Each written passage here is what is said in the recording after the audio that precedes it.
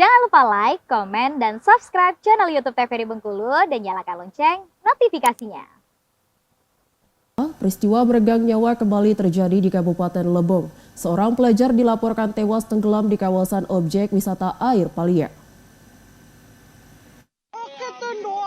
Pelajar SMA Negeri 1 Lebong Utara bernama Raka Dwinata warga Lokasari, Muara Aman ditemukan tak bernyawa saat dievakuasi usai dilaporkan tenggelam pada sore kemarin sekitar pukul 15.00 waktu Indonesia Barat.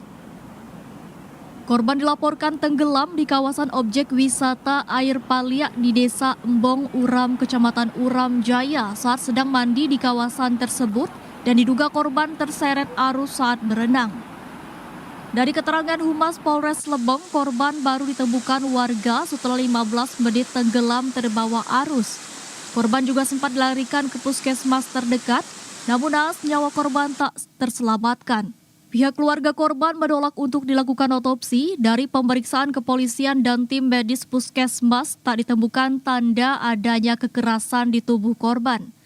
Usai pemeriksaan di puskesmas, korban langsung dipulangkan ke rumah duka untuk prosesi pemakaman. Tim Liputan TVRI Bengkulu melaporkan.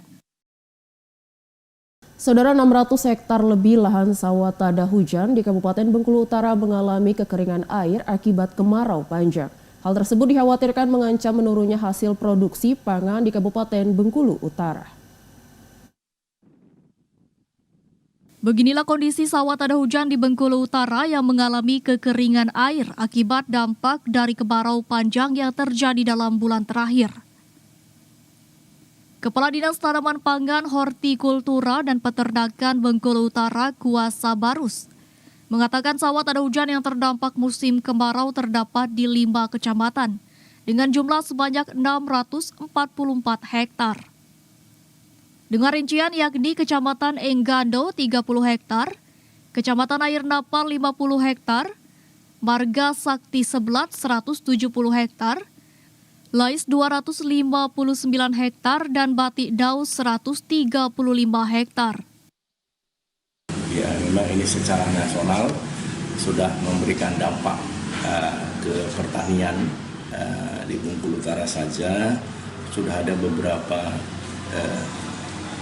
lokasi persawahan yang sudah tidak lagi ada air. Contohnya yang di daerah sawah yang selama ini tidak hujan. Namun hingga saat ini belum ada laporan gagal panen dari para petani karena masa panen sebelumnya sudah dilakukan sebelum kemarau panjang terjadi.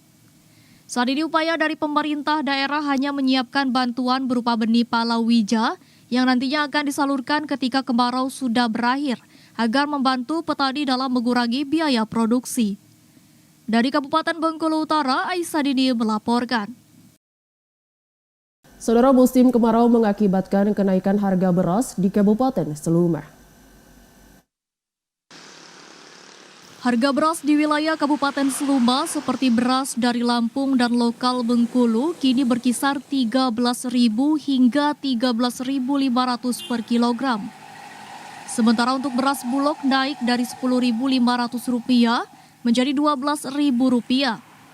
Pedagang mengatakan kenaikan harga ini akibat dampak dari kemarau dan kurangnya stok dari pemasok. Ya, sebulan 2 bulan lah balik ini.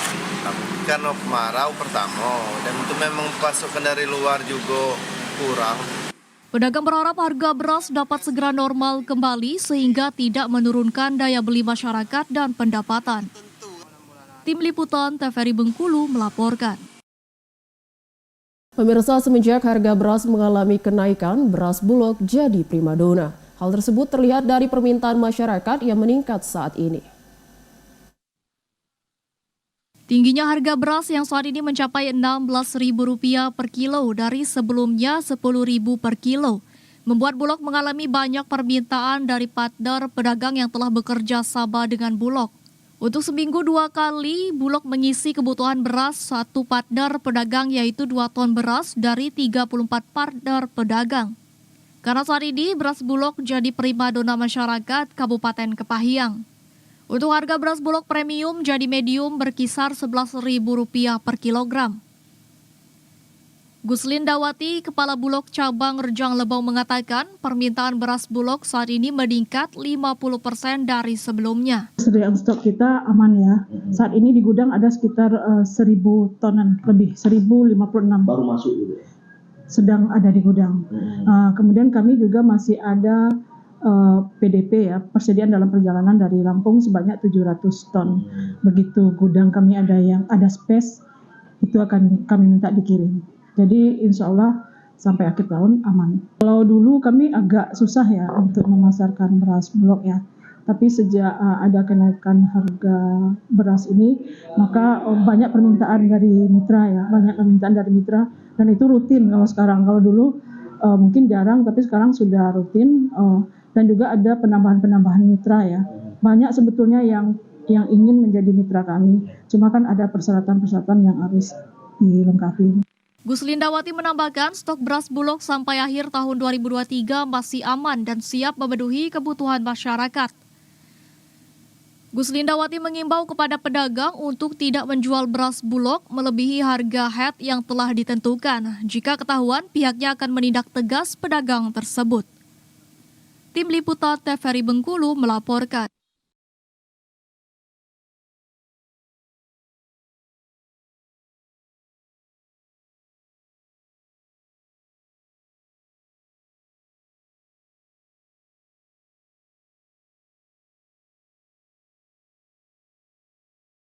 Saudara, meski telah diputuskan nonaktif, Bawaslu Bengkulu Tengah masih menunggu keputusan akhir Dewan Kehormatan Penyelenggara Pemilu atau DKPP RI terkait status pemberhentian 3 Panwascam.